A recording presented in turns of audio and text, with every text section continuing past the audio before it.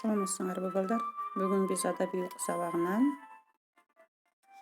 баарыңарга жагымдуу маанай каалап, жылмаюу бул эң сонун нерсе, сага жылмайган жарашат деп, Алдар Көсө жана Хандын вазири деген жомокту окуйбуз. Жомоктон биз бүгүн жомоктууга билүүгө жана мазмуну түшүнүүгө үйрөнөбүз. Көркөм чыгармачылык жөндөмүбүздү өнүктүрөбүз. Окуучуларды адептүүлүккө жана жалган айтпоого тарбияланабыз. Эмесе жомокту угуп турабыз балдар. Күндөрдүн биринде Жээрен чечен жана Жаныбек хан вазирлери болуп, ордонун ичинде отурганда, Алдар Көсө эшиктен кирип: "Ассалому алейкум, хан ордосу" дейт. Жээренче чечен: "Алейкум салам, эл жоргосу" дейт. Алдар Көсө отургандан кийин Жээренче чечен ишарат кылып колу менен башын кагат.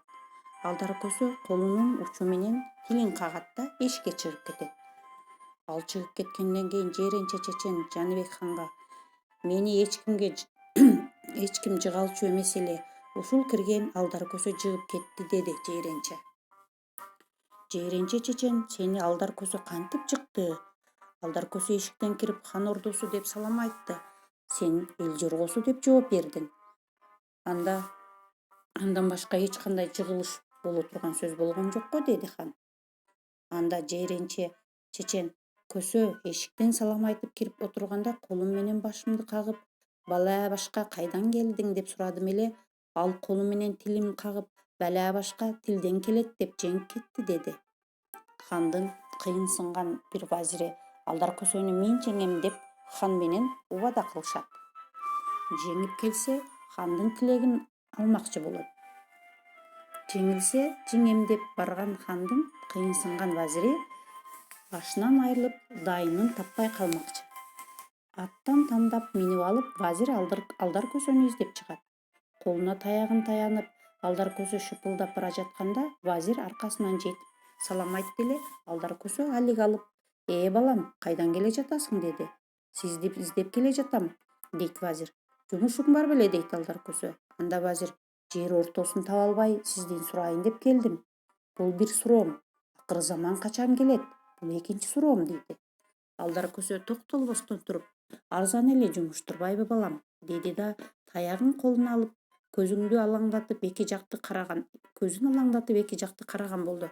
"Атаганат, боюм жапысыраак болуп жатат" деди эле вазир. "Эмесе менин атымды минип алып караңыз" деп атын бере койду.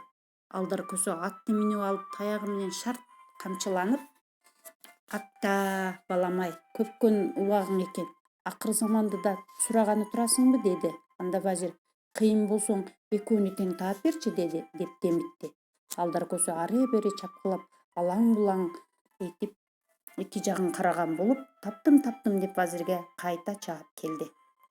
"Вазир, тапсаң айтчы" деди эле Алдар Көсө. "Отурган жериң жер ортосу, акыры заман атынан айрылган кишиде" деп чапкан бойдон кете берди. Балдар төмөнкү суроолорго жооп берип, хандын жигити менен Алдар Көсөнүн өздөрүн төмөндөгү таблицаны толтуруп жазасыңар. Анда эмесе балдар, жомок жактыбы? Саламатта калгыла.